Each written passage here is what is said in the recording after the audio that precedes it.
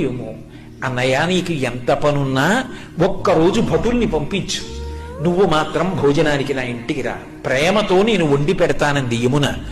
మన్నించి యమధర్మరాజు కార్తీక మాసంలో శుక్లపక్షంలో విధియ తిథి నాడు యమున ఇంటికి భోజనానికి వెళ్ళాడు. ఏం చెయ్యాలి అన్నయ్య వస్తే?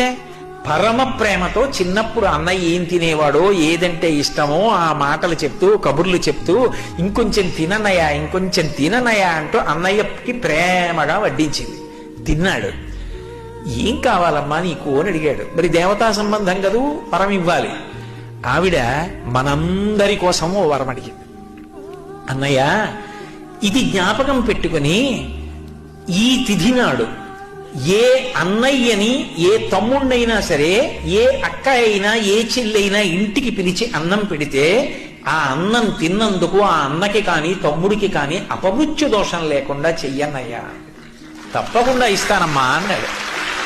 అంతేకాదమ్మా, నీలాంటి చెల్లెలు ఉన్నందుకు పొంగిపోతున్నాను, విశాల హృదయంతో అడిగావు. ఇలా పెట్టిన చెల్లికి మంగళసూత్రానికి ఇబ్బంది రాదమ్మా, సౌమాంగల్యంతో ఉంటుంది, వరమిస్తున్నాను అన్నాడు. యజ్ఞం చేయమన్నారా, యాగం చేయమన్నారా? ఏడాదికొక్కసారి భగినీహస్త భోజనమని తోడ పుట్టిన దాని ఇంటికి వెళ్ళి అన్నం తినమన్నారు. ఆ తిథి జ్ఞాపకం పెట్టుకుని ప్రేమగా వాళ్ళు పిలవాలి. ఆ తిథి జ్ఞాపకం పెట్టుకుని తప్పకుండా అక్క చెల్లెల ఇంటికి వెళ్ళాలి.